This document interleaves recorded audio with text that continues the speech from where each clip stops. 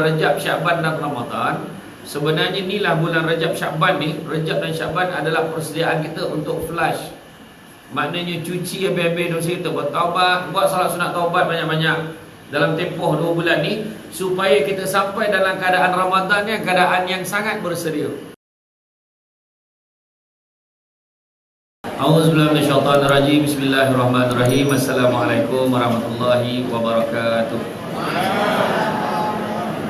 Alhamdulillahillazi arsala rasulahu bil huda wa dinil haqqi liyuzhirahu ala dini kullihi walau karihal kafirun walau karihal musyrikun walau karihal muslimun.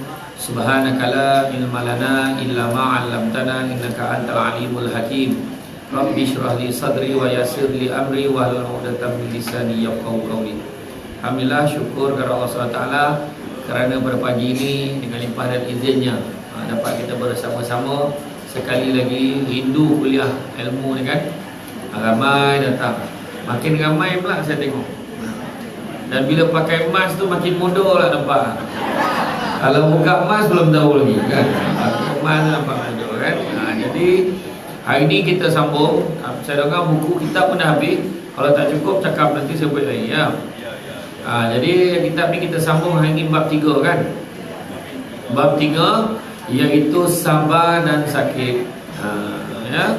Sabar dan sakit ni adalah satu cara Allah Ta'ala ni menguji kita. Salah satu cara Allah Ta'ala uji kita, nak tengok macam mana keadaan kita, ketenangan kita dalam menghadapi apa juga yang Allah Ta'ala berikan. Dia hadapi ni bukan saja ujian, apa juga Allah bagi kat kita. Kalau orang cakap susah tu ujian, sebenarnya ramai orang kita, terutamanya semuanya kebanyakan yang ada pada hari ni, yang datang ni kat kuliah ilmu ni, kebanyakannya semua berjaya. Kebanyakan berjaya dalam ujian susah. Tapi ujian senang belum tahu lagi. Kadang-kadang kita nampak macam susahnya hidup, rupanya ujian senang lagi susah sebenarnya. Ada orang dia rajin pergi masjid, meninggal isteri dia lagi rajin pergi masjid, kahwin baru langsung pergi masjid. Ini contoh lah, contoh kan. Jadi makna kata dia boleh tahan ujian susah, tapi ujian senang dia tak tahan. Dulu ada duit, dia berniaga kecil-kecilan, RM10 bagi sedekah, RM5 bagi sedekah. Dapat duit hasil RM30 bagi RM5 sedekah. Dapat hasil RM50 bagi RM10 sedekah. Tiba-tiba sebulan dapat RM50,000, 1 sen pun tak bagi. Ada. Dia dah mula rasa kedekut. Manusia ni dilahirkan, semula jadinya sifatnya adalah berkeluh kesah dan kikir. Berkeluh kesah ni mengeluh lah, mengeluh, ada je benda tak kena. Kikir ni dia bukan kedekut saja tau. Dia istilah kikir tu sebenarnya berkira. Dia kedekut ni, berkira ni, kalau berkira dengan orang kita sebut kedekut, tapi dengan Allah ni berkira juga. Kan? Kau boleh bagi anak kau beli kereta, bagi anak duit beli motor sampai RM10,000 kalau duit ASB, masuk tabung masjid RM1. Makna berkira dengan Allah. Ini yang cerita kita hari ni, nak ceritakan tentang sabar dan sakit. Bila sebut tentang sabar dan sakit ni, barang siapa, kita tengok kitab ni barang siapa ingin selamat daripada azab Allah, mendapatkan pahala dan rahmatnya dan masuk ke syurganya, hendaklah dia menahan nafsu daripada segala keinginan dunia. Nampak? Ujian sabar ni first kali sebut menahan nafsu daripada segala keinginan dunia. Macam sekarang bulan Rajab ni dah start kan, orang dah start ramai yang puasa. Paling susah bukan puasa bulan Ramadan. Puasa bulan Ramadan ini jadi senang sebab semua orang puasa. Semua orang susah nak makan sebab puasa kan? Tapi bulan Rajab puasa susah ke tak susah? Susah dengan tahap orang lain boleh makan. Kan? Ni ada yang puasa ni, tengok pula tu hidangan dah standby pula. Keliling tu dah ada pula macam-macam nak beli nak makan. Tu belum cerita tadi dia dengan geng kereta ada, lepas ni nak minum kat mana tu dah ada dah kan. Jadi mana kata ujian tu menahan nafsu. Tu sebab sebenarnya dalam tempoh bulan Rajab, Syaban dan Ramadan, sebenarnya inilah bulan Rajab, Syaban ni, Rajab dan Syaban adalah persediaan kita untuk flush. Maknanya cuci habis-habis dosa kita, bertaubat, buat salat sunat taubat banyak-banyak dalam tempoh 2 bulan ni, supaya kita sampai dalam keadaan Ramadan ni, keadaan yang sangat bersedia berbanding tahun-tahun sebelumnya. Salah satu persediaan, datang pondok mu'alim. Ni persediaan dah ni kan. Mana ada penceramah yang naik atas pentas ni? Nampak tu satu. Mana ada penceramah naik pentas? Sini je. Kebanyakannya sama level kan. Ni hari ni naik pentas. Mana ada yang naik pentas ni cerita benda tak elok? Semua benda elok. Ada ke ajar benda-benda yang tak baik? Tak ada, semua ajar benda baik. Ingat Allah, ingat Rasul kan. Macam tadi Ustaz Tamizi pun ajak kita ingat Allah, doakan kesejahteraan, doakan keselamatan. Doa lah bersama tadi kan. Itu dia. Betul. Kalau nafsu tak sabar tu macam-macam marah tu. Dah aku 9.30 dah, mana samsul depan ni. Tak sabar tu. Contoh lah, ni saya agak-agak ya. Saya tak dengar, saya agak-agak tu lah. Oh tak ada kita apa. Yang sebenarnya saya terlupa, saya ingat saya punya pukul 10. Biasanya Ustaz Tamizi bagi saya nombor 2, saya terlupa. PA saya pun ingatkan saya tadi. Tu yang saya baik sampai kan. Taruh kira-kira dah tuan-tuan. Kan? Di samping sabar atas segala kesulitan dan musibahnya. Nampak? Keinginan dunia tu sebut dulu. Nampak tak? Segala keinginan ni banyak, tapi tu nafsu nak kena kontrol. Kalau ikut nak, semua kereta kita nak beli. Kalau ikut nak, semua telefon kita nak. Kalau ikut makan, semua benda nak makan. Cuba tengok bulan puasa. Wih, ini sedap, itu sedap, ini sedap, ini sedap. Balik rumah buka puasa, hampir tak apa rasa. Makan sikit dah tak terdaya. Baru makan sikit. Berapa banyak orang yang pergi bazar Ramadan tertipu dengan hidangan yang menyelerakan tu. Sampai ke rumah tak apa rasa kuah. Kan? Siput sodut lah. Kita pun tak sabar. Buka puasa kita pun capai siput sodut dulu. Sampai ke isyak tak dapat sodut. Kan ada jadi orang berniaga, dia nak berniaga. Itu masalah tu. Nampak? Itu satu. Nampak nak uji kita, kita beli siput sodut sebab kita suka tadi, teringat. Itu satu. Apa jadi? Tak apa, bodoh orang ni berniaga. Marah, nampak? Satu lagi nafsu. Nampak? Marah pula. Bangga kau ni, dosa pula dah. Marah orang tu pula. Nampak? Itu sebabnya nafsu nak kena kawal. Bang, tak sedap lah bang. Tak apalah, dah rezeki kita. Kau gigit lah cakap orang tu. Cakap orang siput tadi punya hari payah sangat, kata kan. Tak apalah bang. Anak pun ambil malam tu, isteri tu dia pecah-pecahkan kulit tu, ambil isi digulaikan balik semula. Boleh, settle. Kan? Sebenarnya atas kita. Itu sebab nampak Kemudian dah tentulah kesulitan dan musibah. Kesulitan dan musibah ni yang paling tak best sekali apa? Semua orang datang cakap dengan kita, aku faham masalah kau, itu cukup pantang dengan terdengar. Kita tengah sedih ni, aku faham. Tak mana kau faham? Sebab setiap orang kesulitan dia berbeza-beza. Kan? Sabar mempunyai banyak macam.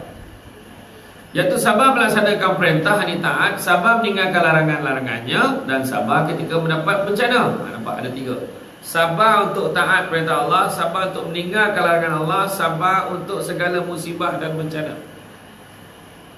3 jenis sabar.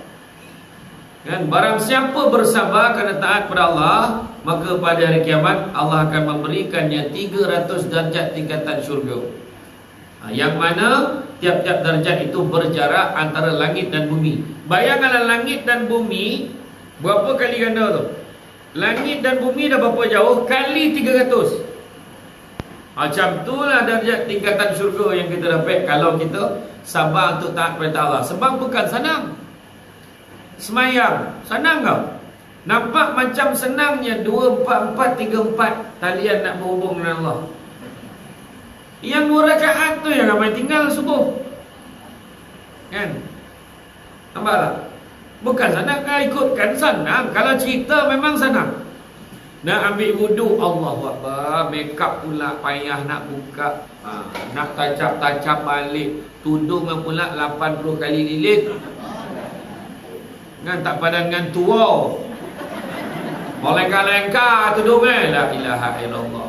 Orang nak Bali yang sungkup sarung nak siap kan senang. Nak juga macam ni tarik sini, pusing sini. Dah macam Taliban. Dah saya tak cakap orang sini dah, orang tempat lain. Di sini okey. Dah dia dah fikir payah betul lah tudung ni nak buka lah, payah macam-macam dia fikir kan. Jadi mana kata bukan senang. Tetapi tu sebab dapat 300 tingkatan darjat pahala. Lepas tu nak semayang lah. Bang, apa dia? Nampak orang perempuan mak minta. Apa dia? Bang, boleh tak tolong angkat ni kain ni Kenapa? Itulah dah basuh berat sangat bakul ni sampai kat penyidai je. Elah. Suami pergilah tolong, dapat pahala. Suami sebagai ketua keluarga dapat pahala sebenarnya. Angkat sampai dekat tu. Kalau kejap lagi tak boleh ke? Tak boleh lah bang, tengah panas ni rugilah. Dia tengah panas biar cepat kering. Yelah. Sampai dekat penyidai, nasib bang macam tu. Tapi orang perempuan janganlah lebih pula. Bang dah halang-halang angkat tu sidai lah sini. Wah, lebih lah. Janganlah macam tu. Lebih pula kan. Tapi tu dia. Lepas itu kita nak semayang lah. Tokon tut pula. Dah batal wuduk, ambil wuduk balik, nampak tak? Tu nak beritahu. Kan kalau lah semayang tu senang, tetapi tu sebab Allah bagi ganjaran macam tu. Ada sebab. Nampak tak? Macam puasa, bukan senang. Kan menahan diri daripada makan dan minum. Ada setengah pahaman tu pula. Saya tak nak sebut lah agama mana kan. Dia boleh elak puasa tapi boleh minum air. Apa benda, cenekir. Tak siapa nak ni bongak apa tak tahu. Ingat Allah Ta'ala buta kau, tak nampak kau kan. Boleh pula macam tu. Ada orang tu puasa tak boleh kan daging, yang lain boleh. Apa benda puasa macam tu.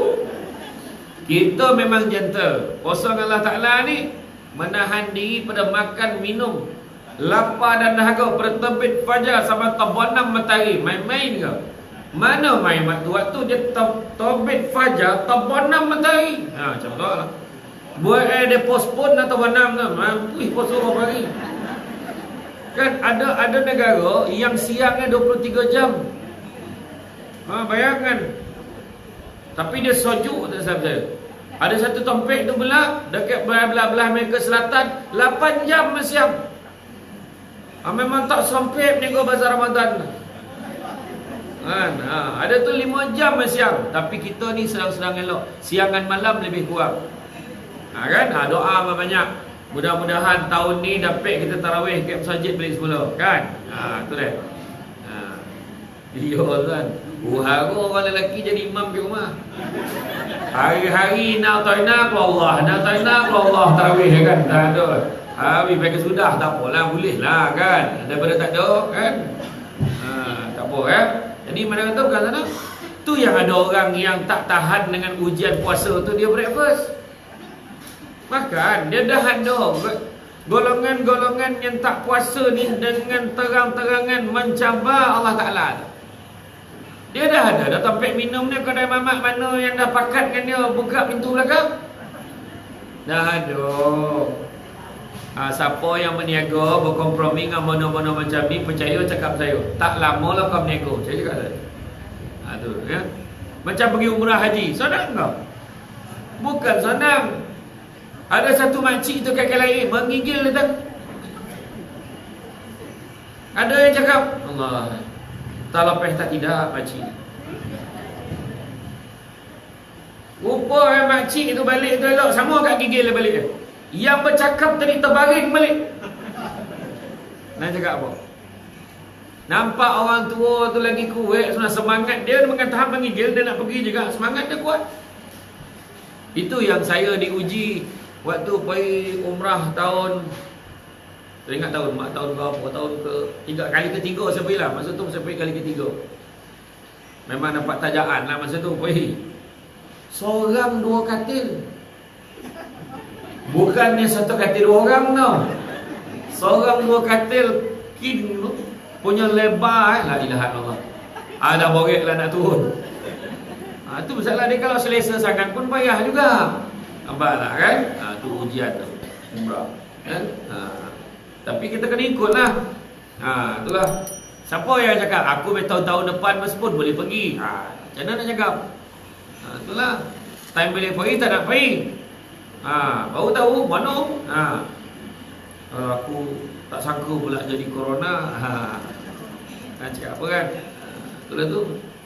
Bukan sebab nak bagi tahu, bukan sebab ada duit kita boleh pergi. Allah Ta'ala izinkan boleh pergi, tak ada duit pun kita sampai. Kan? Iya.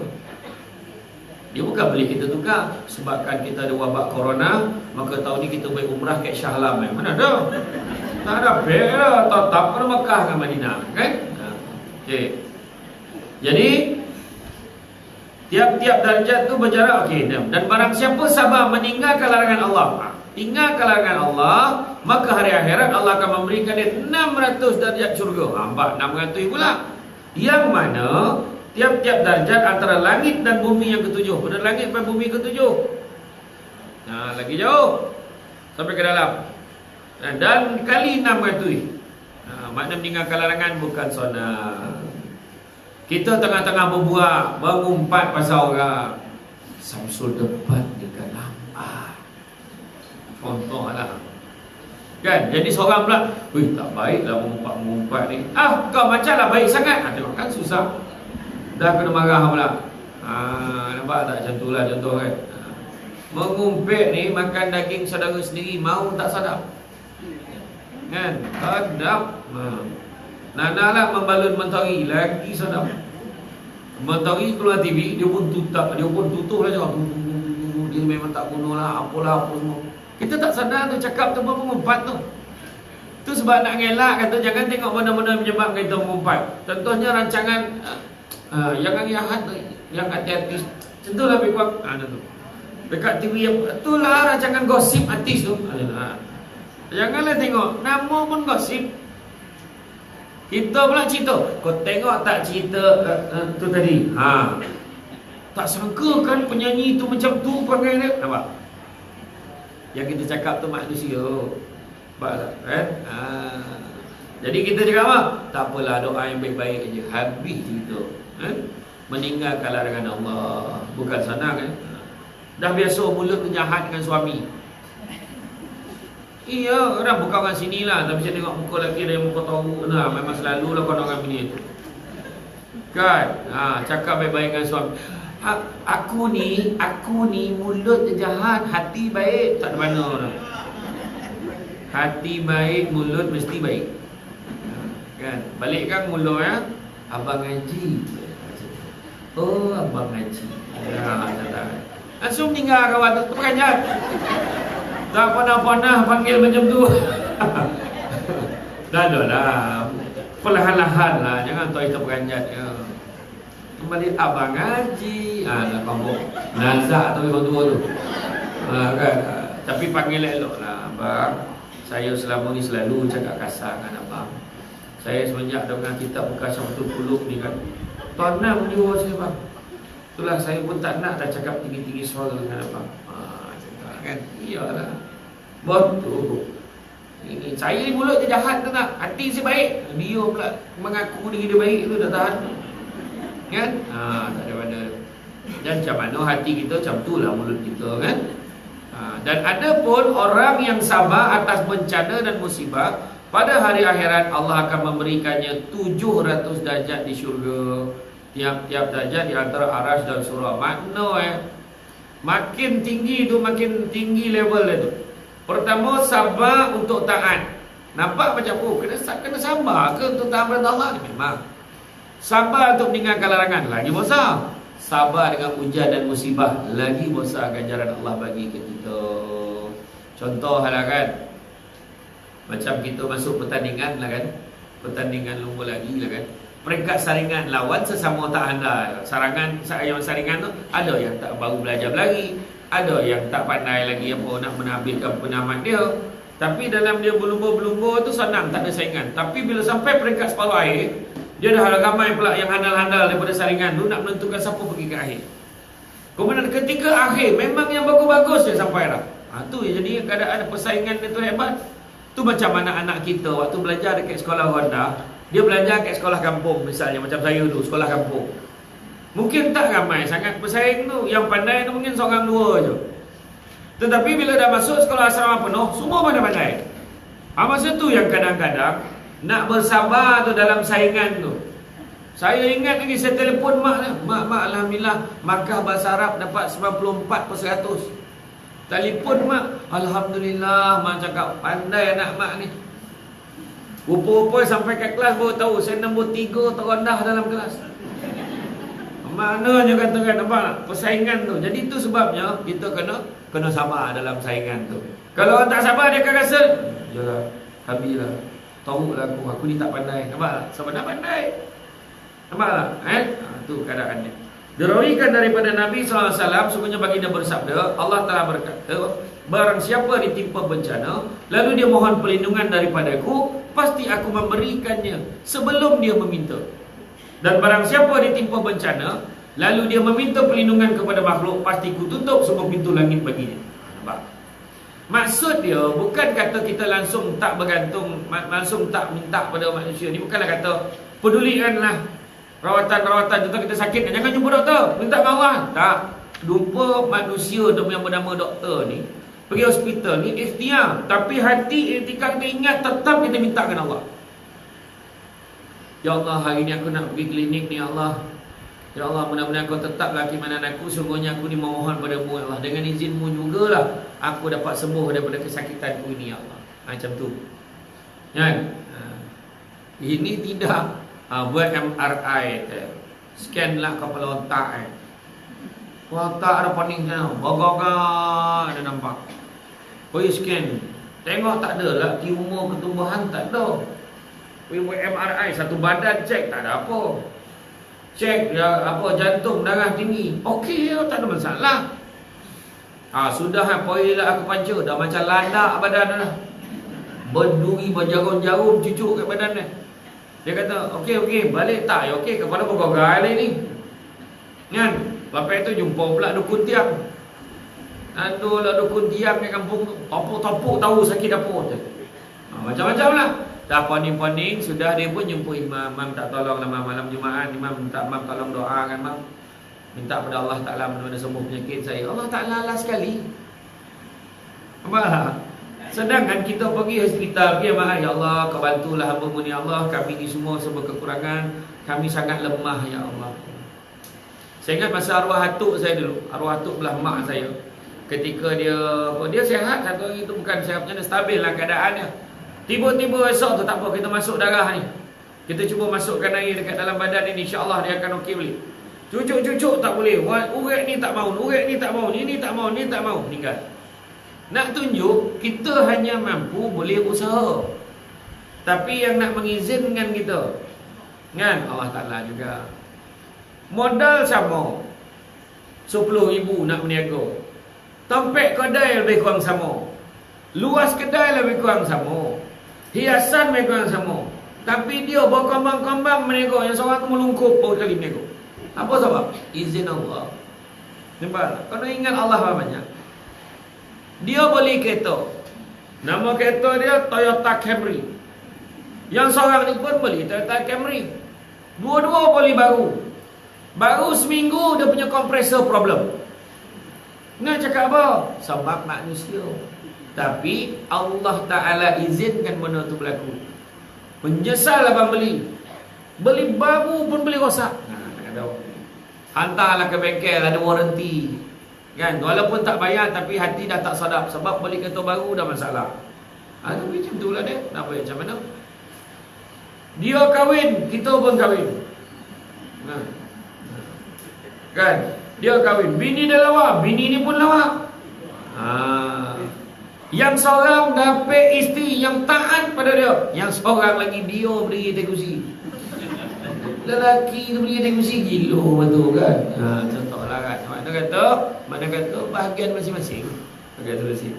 Tapi sabarlah Jadi mintalah pada Allah. Jangan minta dengan manusia. Cuba tengok kan, macam tengok dalam politik lah. Bukan cakap Menteri, bukan cakap apa. Tengok orang-orang politik yang tuan-tuan kenal lah. Dia tengok. Kajap orangnya. Kajap orangnya. Bergantung orangnya. Melungkup orangnya, dia cari orangnya. Melungkup orangnya, cari orangnya. Hidup dalam orang. Sudah apa berlaku? manusia-manusia sekitar dia hormat pada dia pernah tak ada. Betul tak? Itu dia keadaannya. Amat bergantung pada manusia ni tak pernah jadikan kita elok dah. Tak ada. Bergantunglah kepada Allah. Sesungguhnya Allah sangat cemburu kepada manusia yang apabila ditimpa ujian dia mencari manusia yang lain. Itu sebab tadi disebut siapa minta dengan makhluk, Allah tutup semua pintu langit bagi dia. Maka bagi orang yang berakal wajiblah dia bersabar atas bencana yang menimpa, tidak ragu atau mengadu kepada makhluk, maka dia akan selamat daripada siksaan dunia dan akhirat. Sesungguhnya bencana yang paling pedih hanya menimpa para nabi dan para wali. Kalau kita rasa kita sakit azab, ailah bila lah nak mati. Ada orang tua yang macam tu ayat kan. Halah, sorry hidup. Kata nak buat. Mengaluh. Halah. Kenapa lah tak mati? Mati lagi baik dia kata. Wahal dulu doa minta, ya Allah panjangkanlah umurku. Panjangkanlah umurku. Dulu minta. Dah panjang umur pula. Ingat para nabi dan para wali. Tengok Nabi Ayub. Macam mana Nabi Ayub? Nabi Ayub seluruh badannya kena timpa penyakit, bernanah-nanah, berulet-ulet. Kalau tak faham, berulat-ulat. Kan, saya ni kan cakap di 9 ni terbawa pula. Kan, bayangkan dikatakan Nabi Ayub ni semua tubuh dia dijangkiti penyakit kulit kusta ni.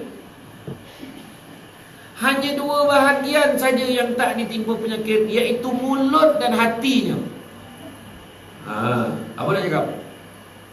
Malahan ketika jatuh ulat yang tengah makan nanah-nanah dia tu, bab jatuh, kalau kita nak pijak, ambil kau, mati kau. Tak macam tu kan? Nabi Ayub ambil balik ulat tu, letak balik dekat nanah itu, takut ulat tu tak pek makan. Habis daging-daging Nabi Ayub ni tinggal tulang ya. Nak cakap apa? Nak cakap kita tahu sakit Nabi Ayub lagi tu. Sampaikan satu kali tu terkeluar daripada mulut isteri dia. Wahai kekandaku Ayub. Ini saya cakap dia tak cakap jatuh ni, saya bahas kembali. Wahai suamiku, alangkah baiknya kalau kau minta dengan Allah Ta'ala sembuhkan. Tentu Allah tak akan sembuhkan penyakit kau. Tersentak Nabi Ayub. Nabi Ayub tak suka ayat tu. Ada yang cakap Nabi Ayub kena dijangkiti penyakit ni antara 7 ke 9 tahun. Ada yang cakap sehingga berbelah-belah tahun. Apa Nabi Ayub kata? Kenapa aku nak komplain? Aku ni ditimpa penyakit baru 7 tahun, baru belah tahun. Sedangkan dulu berpuluh-puluh tahun aku sihat, aku tak pernah komplain pun. Macam tu ayat dia. Jadi kita kena pegang dengan tu. Terutamanya yang paling putus asa, saya tahu siapa yang ada pasangan dia, siapa yang ada penyakit yang paling tahu sekali kencing mani. Bukan senang bila potong kaki, potonglah sampai ke lutut, potong sampai ke paha. Bukan senang. Nak kena kuat betul. Selalu kisahkan kisah Nabi Ayub ni. InsyaAllah baca betul-betul kisah Nabi Ayub ni, share. Tak ada orang sakit macam tu dah. Ya Allah Ta'ala bagi gambaran ni. Tapi kamu lah cakap itu Nabi. Aku ni bukan Nabi. Kau parah pula. Tak dapat pula nak betul kita. Wahal nama dia Ayub tu. Kan? Cuma dia bukan Nabi lah. Kan? Jadi itu betul. Ingat tu ya tuan. Ya, kita selalu sekarang ni kena selalu ingat kita. Ya Allah, kalau aku sakit besok janganlah. Ya Allah janganlah apa, ya Allah janganlah aku jadi lupa, ya Allah. Macam tu. Iya. Kita tuan-tuan baru kena corona, baru gugut sana, baru gugut sini. Iya. Saya baru telefon sahabat saya di Melbourne. Bukan Melaka tau, Melbourne. Apa barang Melaka? Tak ada lah. Saya tanyalah Kak Lina tu, dia dulu pernah panggil saya ceramah dekat Melbourne, Australia dulu. Saya tanya dia, macam mana keadaan kes kat sana? Dia kata, Alhamdulillah dah lama tak ada kes hari tu. Baru-baru ni gempa Australia. Kenapa pula? Ada 13 kes baru. 3 boleh. Kita RM4,000 relax ke makan kat kedai. Dia 13 kes baru dah manung. 13 tu pula yang baru balik dari luar negara. Apa berlaku dekat Australia bila ada 13 kes baru? Lockdown. Seekor umat pun tak boleh keluar rumah. Seekor umat saya cakap. Sebab ada tak faham bahasa, cakap seorang tak faham. Lockdown sebab 13 kes baru. Kita 5,000 elok rentas daerah. Kan? Kan? Betul. 13. Dan lepas tu maknanya masuk hari ni, dia kata apa tu, dia kata alhamdulillah, mana masuk hari ni dah 16 hari tak ada kes baru. Kan? Kita alhamdulillah hari ni turun 1,000. Dongah ke orang kan heran kan tu. Tapi apa pun jaga-jaga. Tu yang penting jaga. Jaga penjarakan kita, jaga. Tengok tu ada yang pakai helmet mana tu.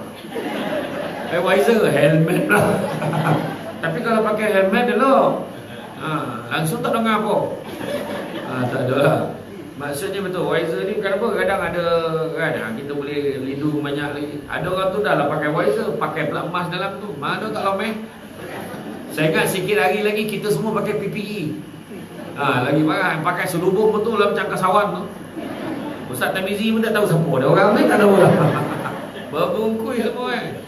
Jagalah alhamdulillah, sebab kita kena kawal biar turun lagi supaya tengok ni pun syukur. Saya pun dah bila lah dapat datang penuh malim ni dah dapat ilmu dia kan. Okey, sambung Junaid Al-Baghdadi radhiyallahu anhu telah berkata, bala merupakan pelita orang arif. Nampak? Pelita untuk orang yang pandai, menyedarkan orang murtad, memperbaiki orang mukmin dan menghancurkan orang yang lengah, iaitu orang yang lupa. Tidak seorang pun akan mendapat manisnya iman sebelum dia timpa bala, rela dan sabar. Maknanya kono ada ujian kah? Mana boleh tak ada ujian? Kono ada ujian. Rasulullah SAW juga bersabda, barang siapa sakit semalam, dia sabar dan rela kepada Allah, maka bersihlah daripada dosa bagaikan ketika dia lahir dari perut ibunya. Jika engkau sakit, janganlah segera meminta sembuh. Tengok, Nabi cakap kalau sakit jangan capek-capek minta sembuh. Sebab apa? Sebab bila Allah bagi sakit, Allah bagi tarik 3 benda. Allah tarik selera makan, Allah tarik kesegaran badan, Allah tarik dosa-dosa kita. Dan bila Allah kembalikan balik kesihatan kita, Allah kembalikan kesegaran badan, Allah kembalikan selera makan, tapi Allah tak kembalikan dosa-dosa kita. Itu sebab Nabi pesan, usahlah segera meminta sembuh. Bukan senang, termasuk yang bercakap ni. Mana tahan domam tak ubek kau. Semua ubek ditolan. Kan? Ya tuan. Sekarang ni kita dah mula ada vaksin. Tak salah tuan-tuan nak saya sebarkan. Vaksin ni dajal lah. Vaksin inilah. Siapa yang pakai tu berubah DNA daripada DNA orang jadi DNA babi. Memandai betul lah. Goma betul menyebar-nyebar kan. Yang menyebar tu sekolah apa tak habis? Itu yang hari tu yang forum kita tengok air kami lepas kan. Tengok semua yang handal-handal, mufti-mufti, menteri agama semua dah ulas tu. Tak payah kita dah banyak cerita lah.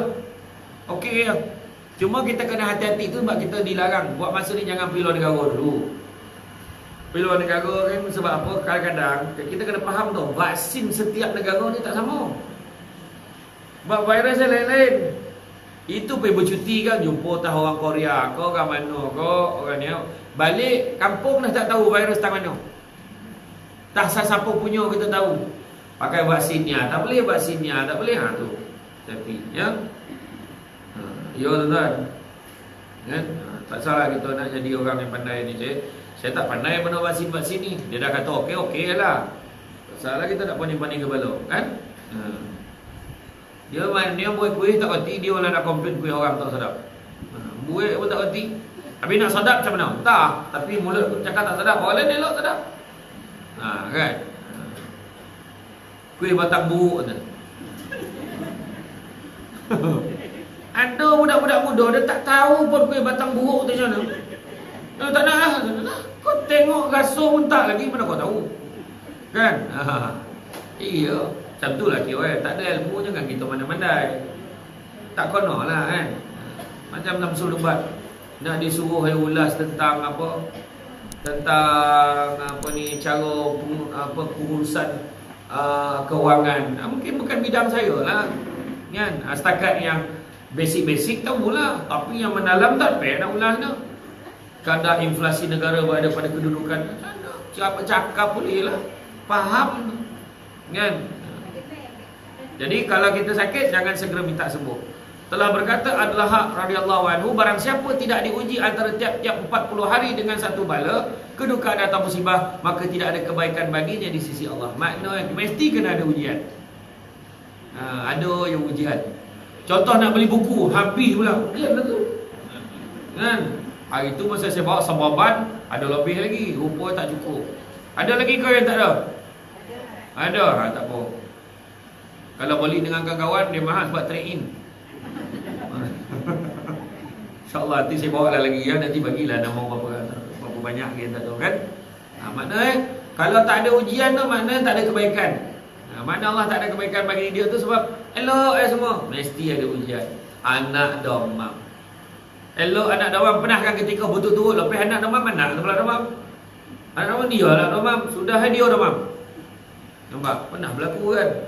Keluar selipar hilang. Ujian. Kan? Sekali tu Pak, Ustaz, kereta saya hilang Ustaz. Kereta hilang kan selipar dah. Rupa dia terlupa dah parking kat situ. Ada punya menangis yang tengah lah contoh. Tapi dia kena uji sekejap lah. Sekejap. Dekat pasar raya banyak berlaku macam tu. Orang mengadu kereta hilang. Rupa setiap tingkat sama rupa. Saya kena dulu dekat Big Valley. Cari kereta tak jumpa. Dia kata boleh tak bagi tiket parking tu. Bagi tiket parking. Bucik punya parking bukan tingkat ni. Cik naik satu tingkat lagi. Baru jumpa. Salah. Tapi kat sini belum pernah jadi lagi dekat. Kereta saya hilang, Ustaz Tirmizi tolonglah. Ustaz Tirmizi.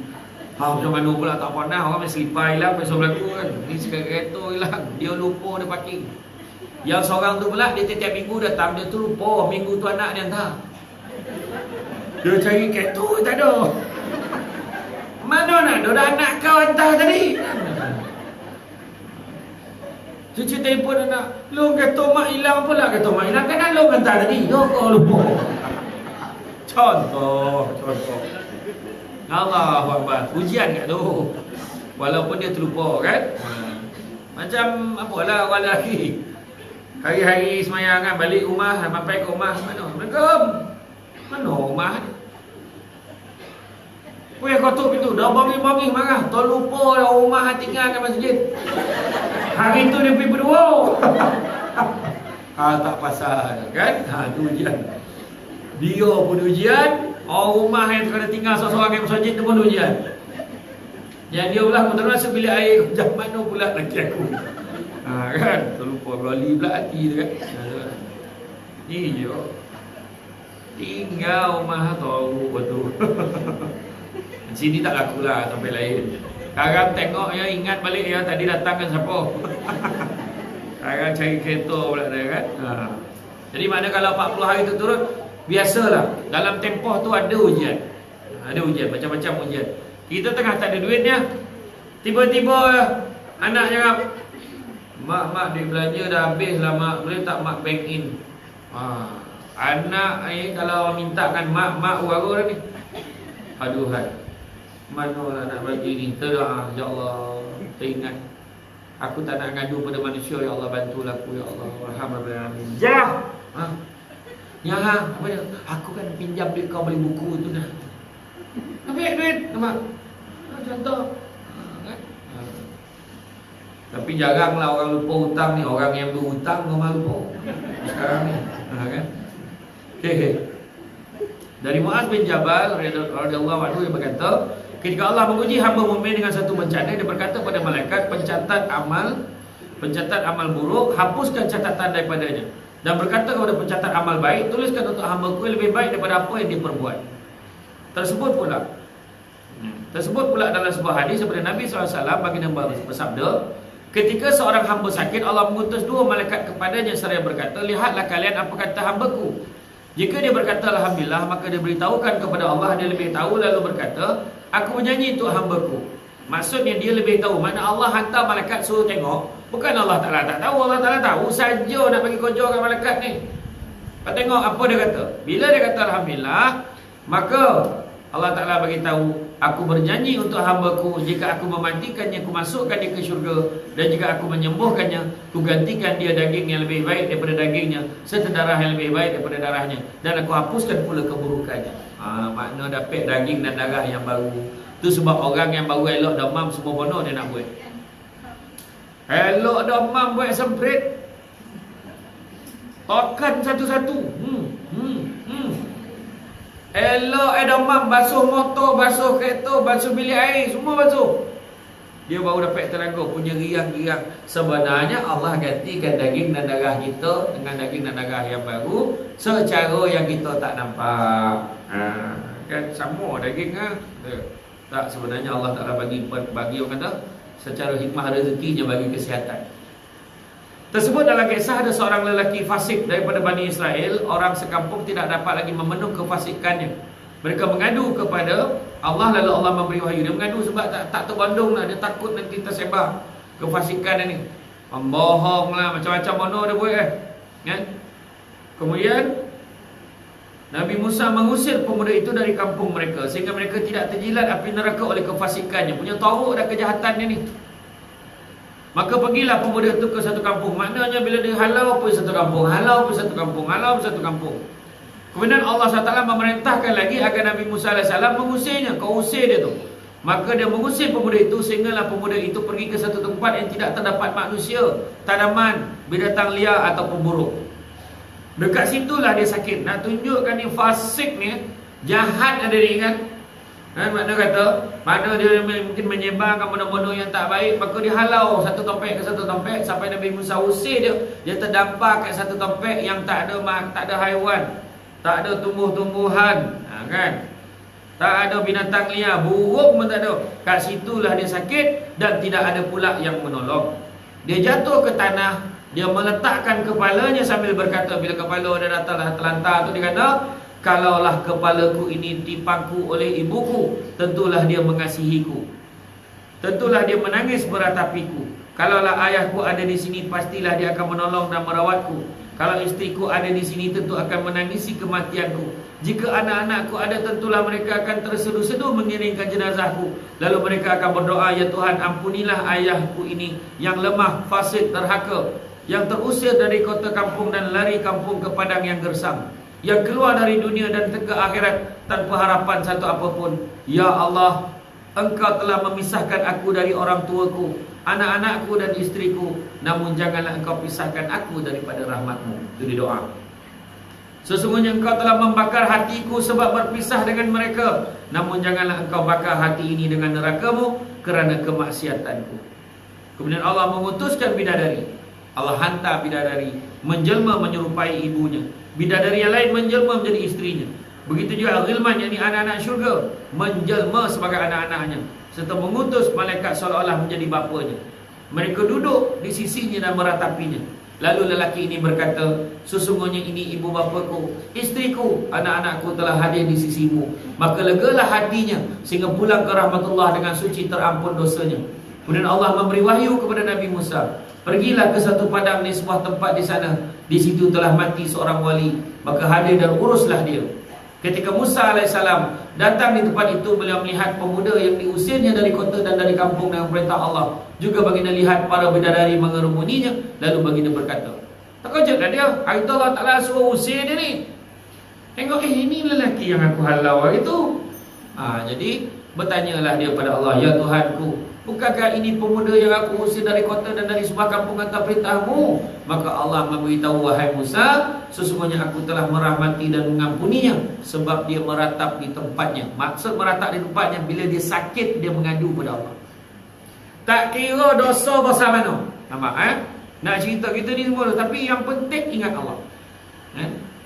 Meratap di tempatnya, dia tinggalkan kampung halamannya, kedua orang tuanya, bahkan anak-anak dan istrinya, maka aku utus para bidadari menjelma sebagai ibu dan istrinya, malaikat sebagai bapanya. Mereka mengasihi kepedihan dan pengasingannya. Sesungguhnya jika orang meninggal di tempat yang jauh, maka ahli bumi dan ahli langit akan menangis mengasihaninya. Lalu bagaimana aku tidak mengasihinya, sedangkan aku maha pengasih. Itu sebab jangan putus asa. Kita rasa dosa kita banyak, tapi apapun jangan putus asa dengan rahmat Allah. Jangan lupa minta dengan Allah. Jika seorang menghadapi sakaratul maut di permusafiran, Allah akan berkata, wahai malaikatku, ini adalah orang asing sedang bermusafir. Dia meninggalkan anak dan isteri dan orang tuanya. Jika dia mati, tiadalah yang menangis dan meratapinya. Kemudian Allah menjadikan seorang malaikat menyerupai bapanya, seorang lagi menyerupai ibunya, seorang lagi menyerupai anaknya, dan seorang lagi menyerupai keluarganya. Mereka masuk dan membukakan matanya sehingga melihat orang tua dan keluarganya. Senanglah hatinya sehingga dia menghembuskan nafas terakhir dengan tenang dan bahagia. Kemudian ketika jenazahnya diusung, mereka menghantarkan kubur dan mereka mendoakan sampai hari akhirat. Allah maha halus penyantun kepada hamba-hambanya. Surah Asy-Syura ayat 19. Itu sebab kalau kita nampak ada orang ada masalah, kita nampak dia ni mungkin tak bertudung, kita tengok dia ni mungkin pernahlah ada orang kaitkan dia dengan cerita yang bukan-bukan. Apa juga keburukan nampak depan mata kita belum tahu lagi kesudahan dia lagi tahu pada kita, malahan mungkin juga dia lagi baik daripada kita. Itu sebab sentiasa berdoa yang baik-baik, sentiasa sangka yang baik-baik. Jangan nak di neraka lah ni. Nampak kawan tu rambut perang, tak ada lah ni dah. Aku yang pakai kupiah ni hari-hari ni, pakai baju Melayu, pakai jubah ni, kau rasa ada harapan aku masuk syurga dulu benda ni? Wah, jangan. Tak ada siapa berani cakap macam tu dah kan. Kita datang kuliah setiap minggu, ada yang seorang tu ajak manjang tak nak, neraka lah tu, jangan kan. Belum tentu lagi dah kan. Tapi apa pun, doakan yang baik-baik, mudah-mudahan terbuka hatinya. Itu paling baik, paling ringan lah tu. Macam ada seorang yang saya selalu sebut nama tu kan, yang sekarang ni tengah memandap ni, takut orang tangkap dia. Saya tak sebut nama ya, macam tu lah kan. Dia cakap macam mana, doalah yang baik-baik, mudah-mudahan terbuka hati itu kan, untuk menerima kebenaran. Menipu ni bukan menipu orang. Dia bukan menipu orang, dengan Allah dah tentu tak boleh tipu. Dengan orang pun tak boleh tipu, orang tahu. Dia salah menipu dirinya sendiri. Kan poning boleh menipu diri sendiri tu kan. Doalah yang baik-baik. Ibnu Atha berkata, akan terbukti keteguhan dan kebohongan seorang hamba suatu berlakunya bencana maupun kemakmuran. Nampak? Nak tengok orang tu bohong ke elok, akan tengok waktu bencana, waktu dia senang. Barang siapa bersyukur di saat makmur, tapi mengeluh bila ditimpa bencana, jelas dia orang yang dusta. Nampak? Bila dia boleh bersyukur, dia okeylah bersyukur waktu senang, tapi uji mengeluh, maka dusta lah sebenarnya. Meskipun orang itu mempunyai segudang ilmu, tetapi mengeluh jika terkena angin bencana, sesungguhnya tidak berguna ilmu dan amalan. Allah telah berfirman dalam satu hadis qudsi, barang siapa tidak rela dengan keputusanku dan tidak bersyukur pula dengan pemberianku, hendaklah dia cari Tuhan selain aku. Allah uji kita. Apa yang berlaku kat kita ni Allah izinkan. Jadi janganlah kita mungut. Wahab bin Munabbah bercerita, ada seorang Nabi telah menyembah kepada Allah selama 50 tahun. Tak disebut nama Nabi ini siapa. Kemudian dia mendapat wahyu dari Allah mengatakan, aku telah mengampunimu. Dia bertanya, mengapa engkau mengampuniku sedangkan aku tidak pernah berdosa? Kemudian Allah memerintahkan agar sebatang pohon menimpanya sehingga dia kesakitan dan tidak tidur semalam suntuk. Kemudian dia mengadukan perihalnya itu kepada Allah. Maka pohon itu berkata, sesungguhnya Allah berkata kepadamu bahawa ibadah 50 tahun itu belum cukup untuk menebus satu keluhan itu. Nampak tak? Jadi maknanya tak salah kita mengeluh-mengeluh kan. Apa Allah Ta'ala uji itu, terimalah dengan hati yang terbuka. Allah nak cucikan dosa-dosa kita. Allah nak naikkan darjat keimanan kita. Allah nak bagi, yang mula tadi kan tak? Allah nak bagi berapa ratus darjat tingkatan pahala untuk kita. Darjat tingkatan syurga. Paling common, luas je langit dengan bumi. La ilaha illallah. Kali pula 300. Bukan kaleng-kaleng kan? Hana tak hana tuan-tuan jadi itu saja untuk hari ni. Kejap kuliah kita ni rasoi kena 5 jam baru okey lah. Itu kalau pakai buat 5 jam daripada visor jadi helmet tu. Nah tu. Tak ada lebih ada sikit tapi tak boleh, jangan risau. Jumpa Samsul Debat sebulan sekali. InsyaAllah. Mudah-mudahan sama jaga SOP. Mudah-mudahan kita pun hidupkan suasana kuliah kan. Jadi rasa tu saja daripada saya. Terima kasih banyak kepada semua yang hadir.